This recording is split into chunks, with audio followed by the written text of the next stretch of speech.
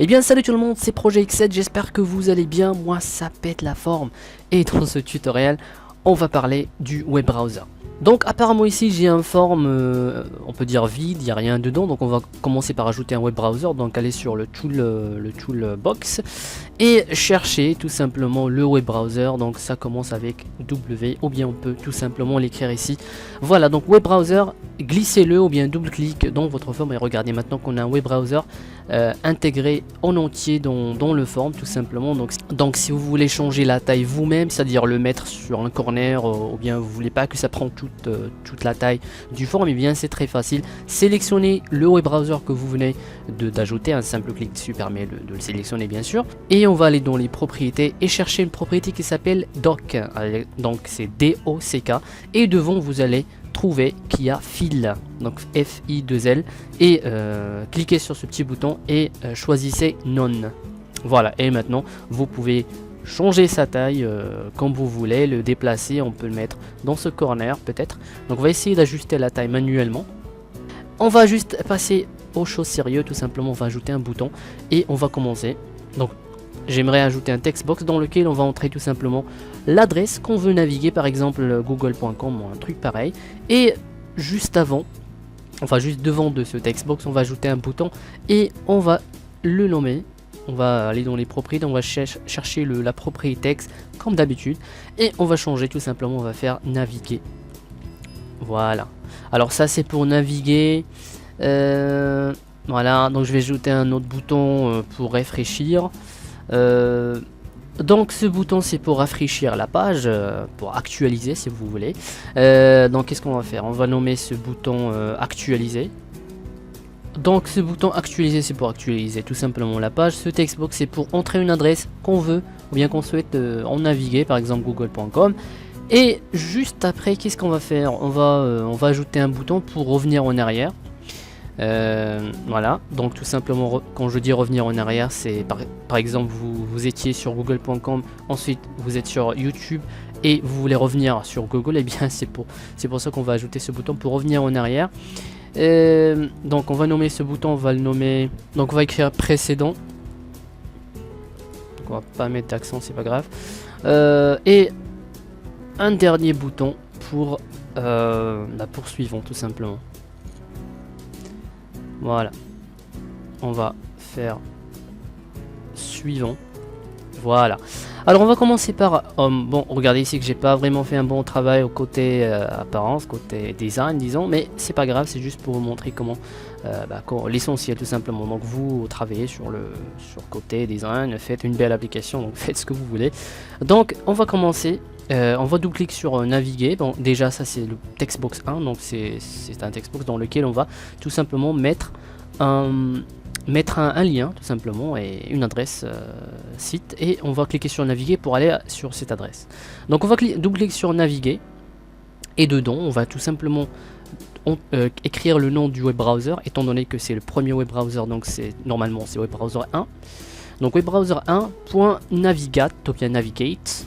Voilà, donc N-A-V-I-G-A-T-E, et en parenthèse, et dedans on va écrire textbox, attendez, textbox 1.text, c'est-à-dire le contenu du textbox 1, donc autrement dit l'adresse qu'on a entrée, ce qu'on a entré dans le textbox, et bien c'est tout simplement textbox 1.text. Voilà, donc webbrowser 1.navigate ou bien .navigate, en parenthèse et dedans textbox 1.text, et on va tout simplement maintenant naviguer. Mais attention, il faut impérativement entrer une adresse.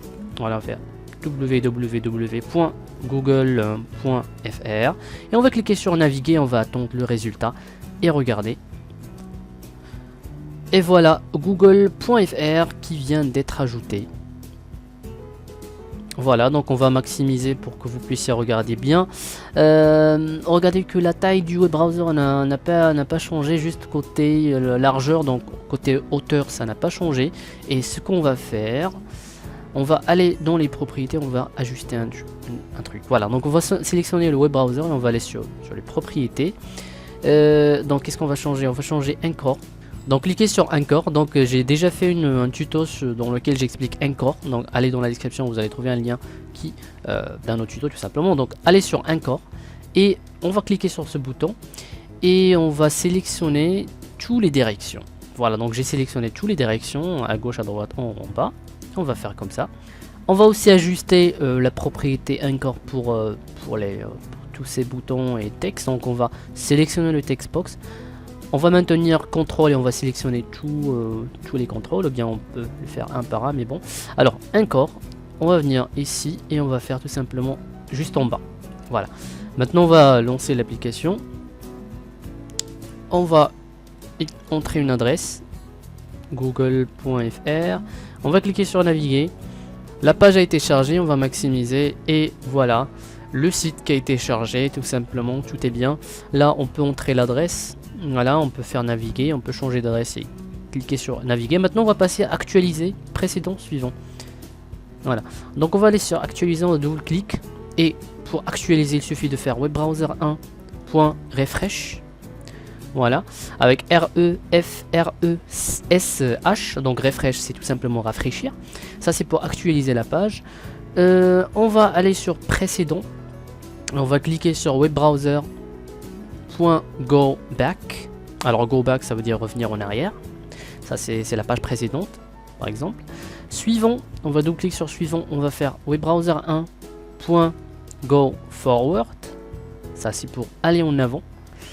Et maintenant, on va lancer l'application et vous allez voir ce que j'essaie de vous expliquer. Alors, première chose, on va naviguer une adresse. Alors, www.google.fr. On va naviguer. On a la page qui se charge. On va cliquer sur actualiser et la page qui se charge encore une fois. On va aller sur une autre adresse, histoire de pouvoir revenir en arrière. On va par exemple faire YouTube. Alors, youtube.fr. On va cliquer sur naviguer. Regardez qu'on est sur Google maintenant. On va maintenant passer sur YouTube. On est maintenant sur YouTube, comme vous pouvez le voir ici. On va cliquer sur précédent, ou bien revenir en arrière. Et on va revenir sur Google. On va cliquer sur suivant pour revenir sur YouTube, tout simplement. Voilà. Donc c'est comme ça que ça marche. Et maintenant, on va fermer le web browser. Donc juste à titre d'information, on va sélectionner le web browser, donc juste changer une propriété qui s'appelle voilà, script error suppressed. Donc changer cette propriété en false, de false en true.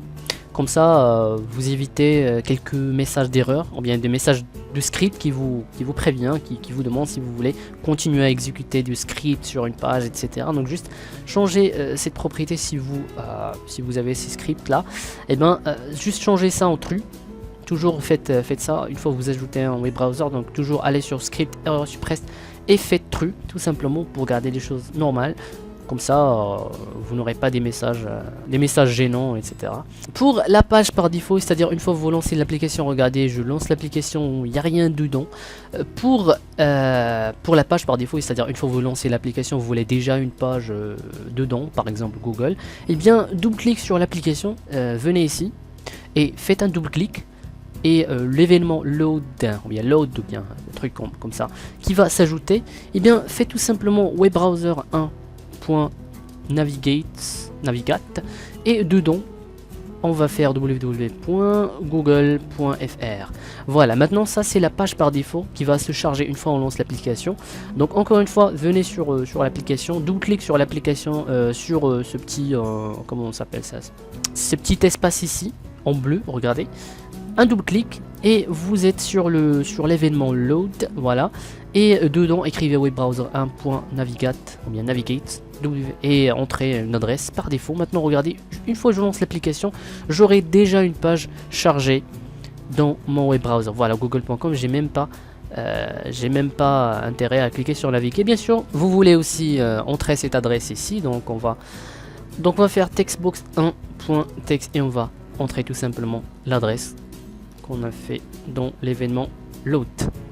Voilà, donc c'est la fin de la première partie de web browser. Donc il y aura sûrement une autre partie dans laquelle j'explique comment ajouter un progress bar pour voir bien sûr le progrès du chargement d'une page, et aussi comment montrer parfois on clique sur un lien dans une page, et puis on veut aussi voir ce lien ici dans ce textbox qui se change pardon, comme un vrai navigateur tout simplement. Donc en attendant, j'espère que cette vidéo vous aura plu. Si vous avez des questions, n'hésitez pas à commenter en bas, et n'oubliez pas le j'aime et le commentaire. Et de ma part, je vous dis portez-vous bien et à la prochaine. Salut tout le monde.